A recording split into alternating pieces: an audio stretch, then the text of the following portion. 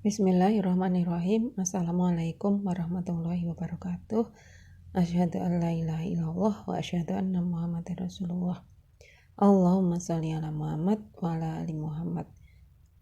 Rabbi zidni ilma warzuqni fahma. Alhamdulillah, hari ini kita memasuki pertemuan kuliah yang keempat. Sesuai dengan agenda kita, kali ini kita akan membahas tentang analisis dan desain pekerjaan.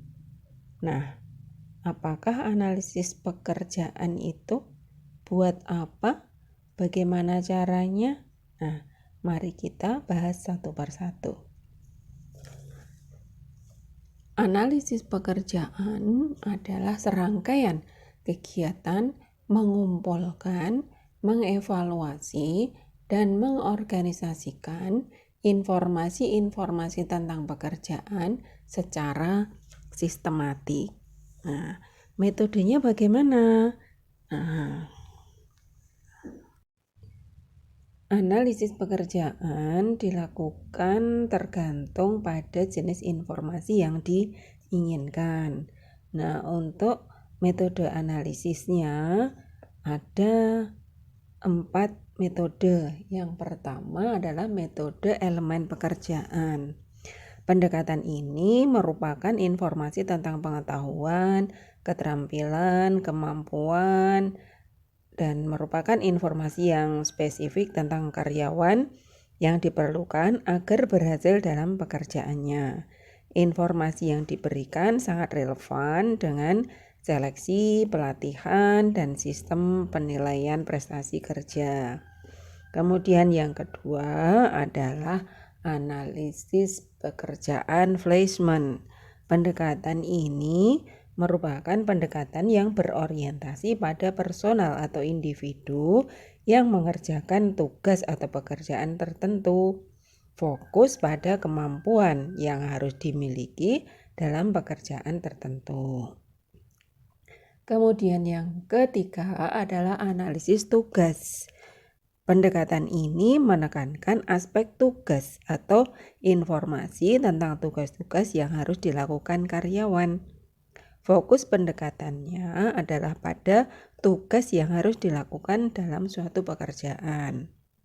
Kemudian metode yang keempat adalah analisis posisi.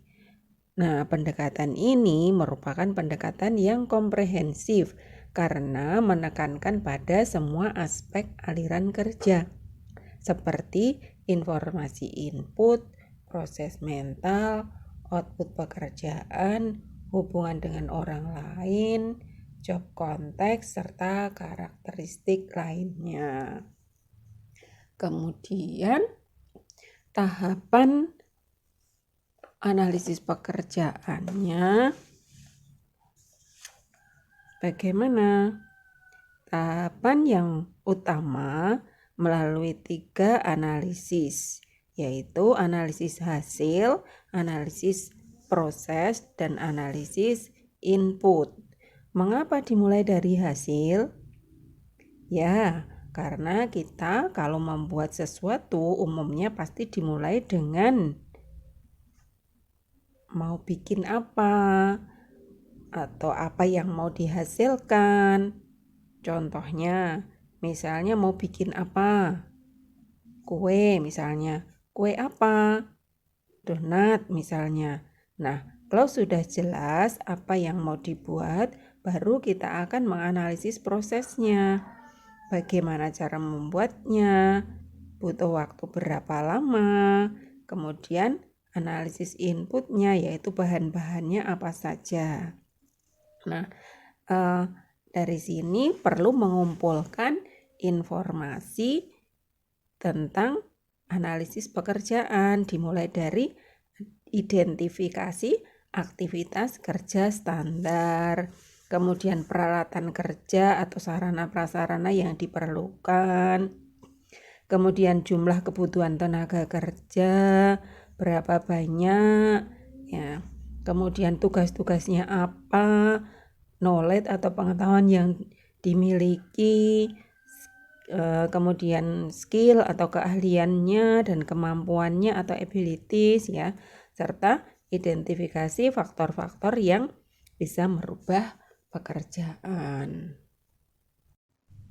Nah, kemudian hasil dari identifikasi tersebut akan menghasilkan job description, job specification, dan job performance standard. Apa itu? Nah, job description adalah pernyataan tertulis atau deskripsi yang menguraikan fungsi, tugas-tugas, tanggung jawab, wewenang, hubungan pelaporan, kondisi kerja, serta aspek-aspek pekerjaan. Sedangkan job specification adalah spesifikasi atau persyaratan yang diperlukan untuk menduduki suatu pekerjaan. Biasanya antara lain adalah pengetahuan, kemampuan, pendidikan, keterampilan, kepribadian, pengalaman kerja, persyaratan fisik, persyaratan mental, kondisi pekerjaan, serta perilaku karyawan.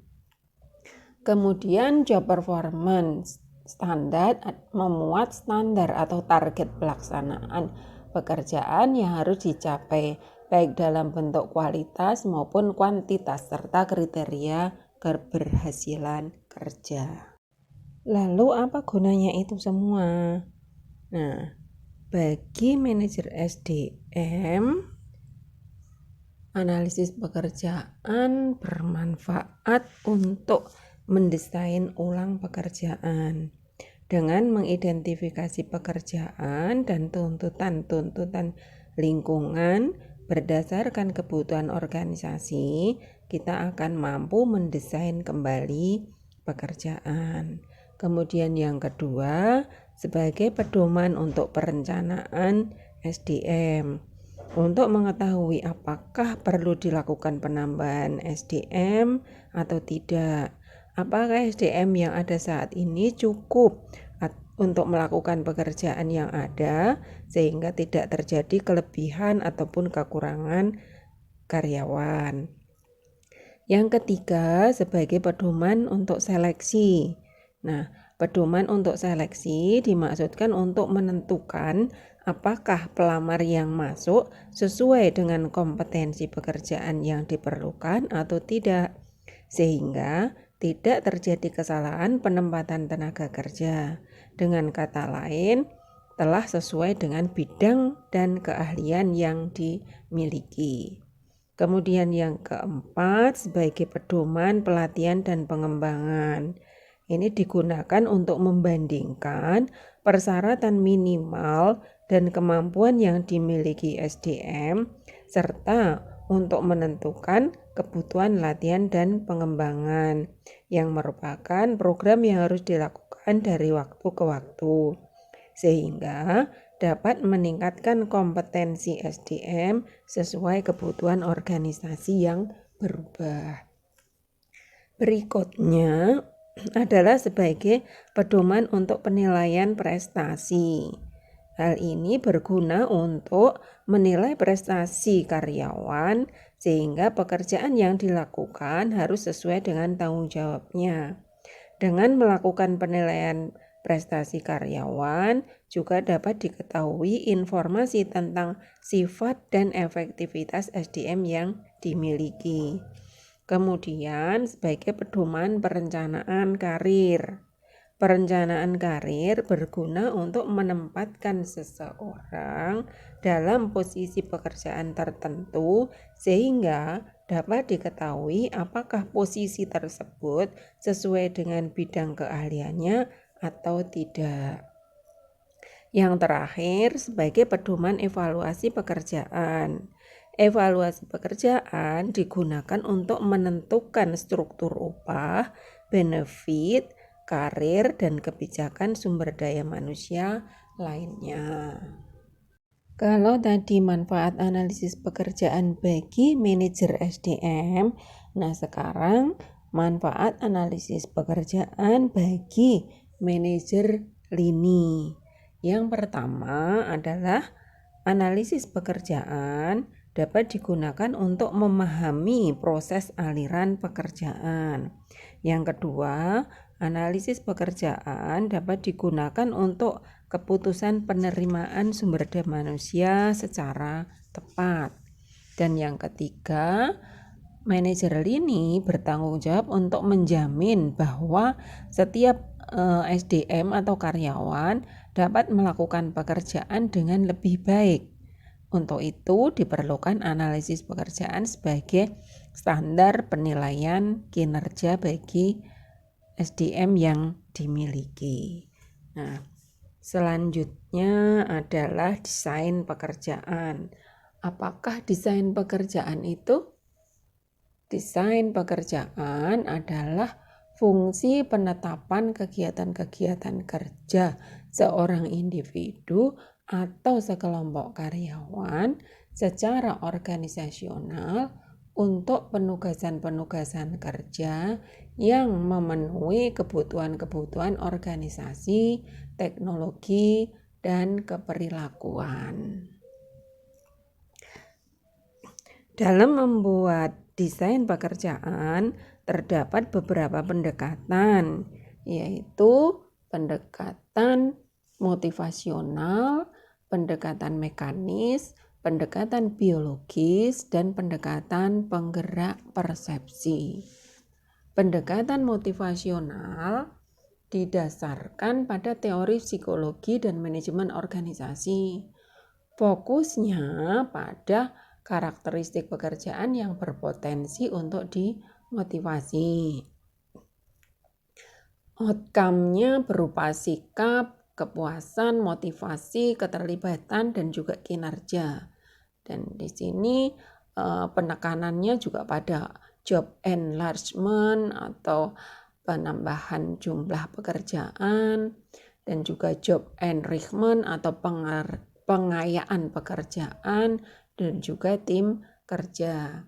Kemudian pendekatan mekanis didasarkan pada teori revolusi industri, fokusnya pada simplifikasi pekerjaan dan efisiensi serta spesialisasi tugas. Kemudian pendekatan biologis didasarkan pada teori fisiologi kerja, biomekanik, dan ergonomik. Fokusnya pada minimisasi ketidaknyamanan karyawan. Sedangkan pendekatan penggerak persepsi didasarkan pada teori human factors yang fokus pada kemampuan dan keterbatasan mental. Sehingga pekerjaan didesain agar tidak membebani kemampuan dan keterbatasan mental karyawan. Masing-masing pendekatan tersebut tentunya tidak lepas dari kelebihan dan kekurangan. Nah, pendekatan motivasional, sisi positifnya atau kelebihannya adalah kepuasan kerja karyawan tinggi, motivasi, keterlibatan, juga kinerja karyawan juga tinggi, dan absensi rendah. Sisi negatifnya atau kelemahannya, waktu pelatihan meningkat atau banyak, kemudian pemanfaatan rendah, tingkat kesalahan cenderung tinggi, dan risiko beban mental serta stres juga tinggi. Kemudian pendekatan mekanis, sisi positifnya adalah waktu pelatihan sedikit, pemanfaatannya tinggi, tingkat kesalahan rendah, risiko beban mental dan stres juga rendah. Sementara sisi negatifnya, kepuasan kerja rendah, motivasi rendah, dan absensi tinggi. Kemudian pendekatan biologis, sisi positifnya, upaya fisik berkurang, kelelahan fisik rendah, keluhan kesehatan juga rendah, absensi rendah, kepuasan kerja tinggi. Dari sisi negatifnya, biaya-biaya keuangan lebih tinggi karena perubahan peralatan atau lingkungan pekerjaan. Dan yang terakhir, pendekatan penggerak persepsi, sisi positifnya, tingkat kesalahan rendah, kecelakaan kerja rendah, kemudian resiko beban mental dan stres rendah, waktu pelatihan sedikit, tingkat pemanfaatannya tinggi.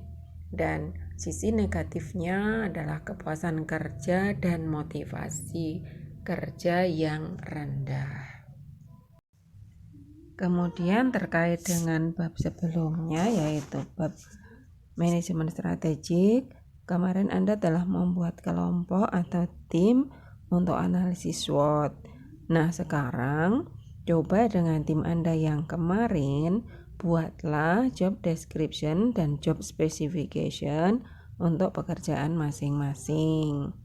Mudah-mudahan bisa ya, sudah ada contoh job description dan job specification. Oke, saya kira itu yang bisa saya sampaikan pada kuliah hari ini. Kurang lebihnya mohon maaf. Semoga kita semuanya selalu sehat dan bisa berjumpa kembali dalam kuliah yang akan datang. Insya Allah, amin. Kita tutup dengan doa kafaratul majlis.